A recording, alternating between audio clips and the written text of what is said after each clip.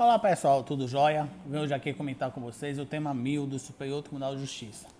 Nesse tema, o Superior Tribunal de Justiça decidiu que, na vigência do Código de Processo Civil de 2015, é possível ao Judiciário impor às partes multa periódica coercitiva para exibição de documentos ou coisa, conforme previsão do parágrafo único do artigo 400.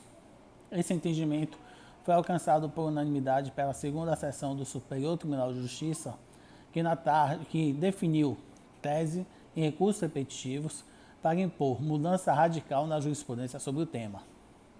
Enquanto esteve em vigor o Código de Processo Civil de 1973, o entendimento era oposto e estava explicitado na súmula 372 do Superior Tribunal de Justiça. Na ação de exibição de documentos, não cabe a aplicação de multa cominatória, dizia a súmula. Restava às partes recorrer à busca e apreensão desse documento ou coisa, ou contar com a presunção de veracidade dos fatos que se pretendia provar por meio do documento, conforme o artigo 359 daquele Código de Processo Civil. O novo entendimento foi construído a partir da noção de que o processo judicial contemporâneo deve se orientar pela busca da verdade judicial, o que impõe a busca por um ponto de equilíbrio entre a presunção de veracidade dos fatos e a possibilidade de adoção de medidas indutivas coercitivas para exibição de documento ou coisa.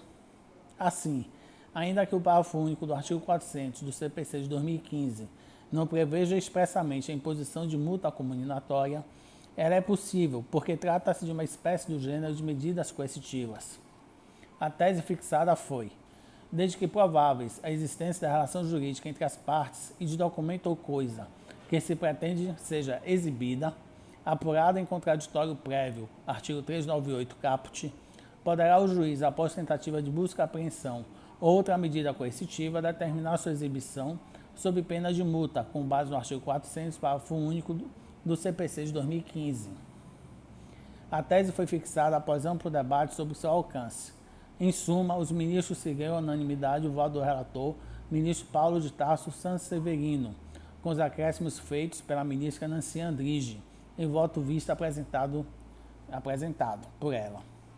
A ideia é que a adoção de medidas elencadas no parágrafo único do artigo 400 do CPC de 2015 decorre do dever de cooperação esculpido no artigo 6º do mesmo Código e que não pode ser afastado pela regra do artigo 379, a qual prevê apenas o direito de não produzir prova contra si em matéria penal. Segundo a ministra Nancy Andrighi, não faz sentido que o juiz, para dobrar a renitência da parte, que é quem deveria exibir o documento ou a coisa, precise adotar uma medida coercitiva mais gravosa do que a multa periódica, pelo simples fato de não haver menção desta medida coercitiva específica no artigo 400. O modelo processual de 2015 confere claramente maior importância à ampla e exauriente elucidação dos fatos e busca pela verdade, objetivo que deve ser atingido mediante cooperação de todas as partes, o que torna inadmissível, à luz da boa-fé objetiva, a ocultação ou a não apresentação injustificada de documento ou coisa e, de modo geral, a própria inércia ou omissão em matéria instrutória, avaliou a ministra. No voto vista, a ministra Nancy apontou que isso não seria adequado, porque reduziria drasticamente a eficácia e o campo de atuação desta técnica apenas às hipóteses em que a própria parte, a quem caberia a exibição de documento ou coisa, confessasse sua existência. Ela propôs a adoção de critérios com base em três premissas.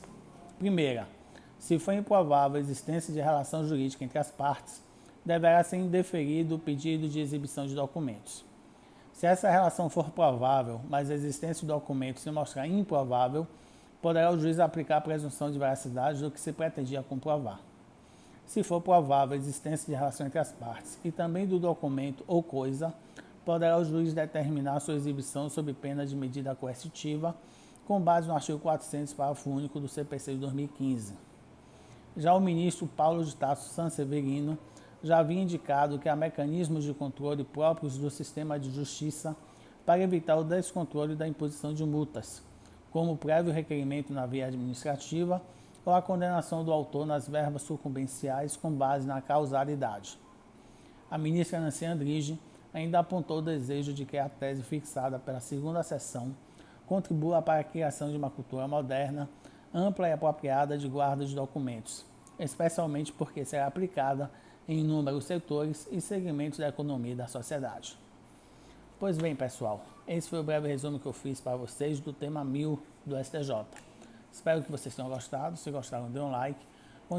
Continuem inscritos aqui no meu canal do YouTube e me sigam lá no meu Instagram, @JoãoPauloPiropo. Um forte abraço e até a próxima.